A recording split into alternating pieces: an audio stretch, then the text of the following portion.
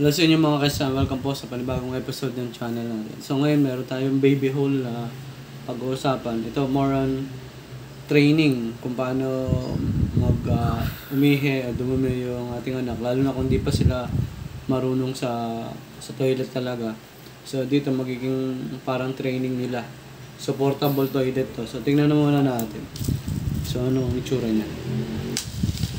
So kung bago pa lang sa channel namin at di pa nakaka-subscribe, pwede kayo mag-subscribe para makakita pa kayo ng mga item na unboxing, product review, product demo, installation. So, may mga vlog din kami, travel vlog. Yan.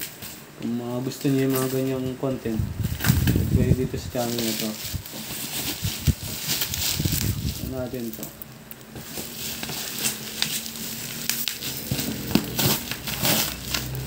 Kung hindi pa sanay talaga mag-CR yung anak nyo at gusto nyo nang hindi mag-diaper sila at magsasabi na sila kapag dudumi o iihi, malaking tulong to. Kasi hindi rin kasi healthy minsan kapag nabababad sa diaper ang bata.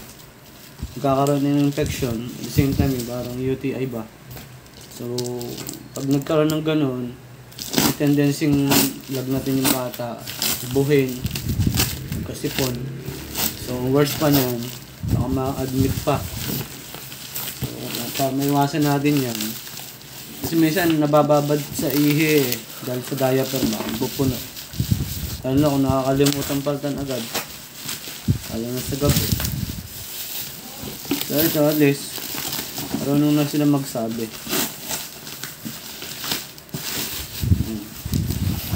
So, portable siya. Design talaga siya para pang baby, pang bata.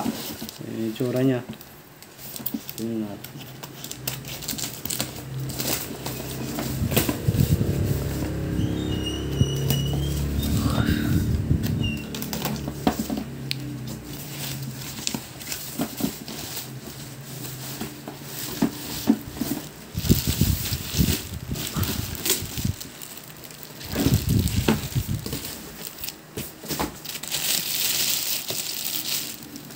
Ganda ng kulay, combination of mint green with white.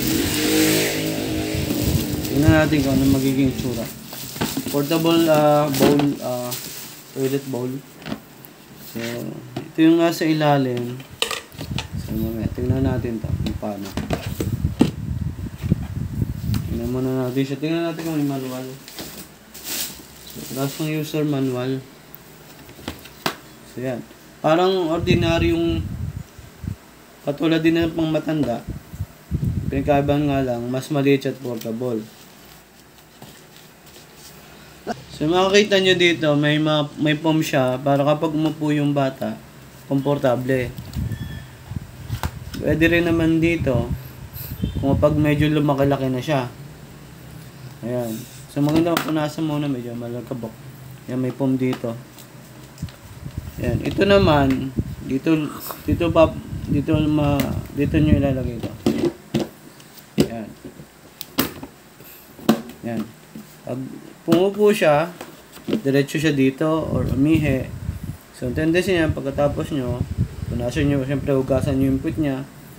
Ito, diretso na tatapon na sa inodoro. Yan, sa inodoro. Dito ba? Yan.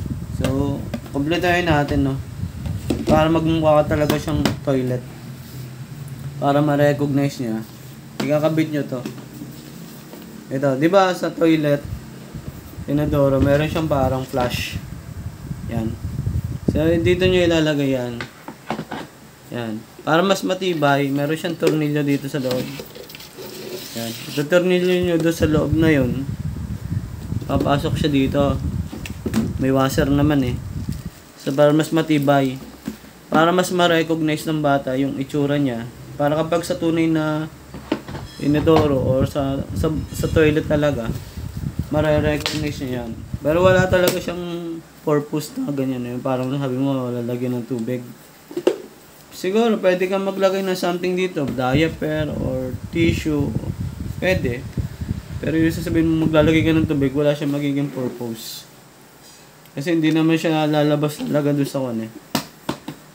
Ganyan yung magiging itsura niya. Ayan. So, pag actual, pakita namin sa inyo. Yan. Yan yung tanggalin.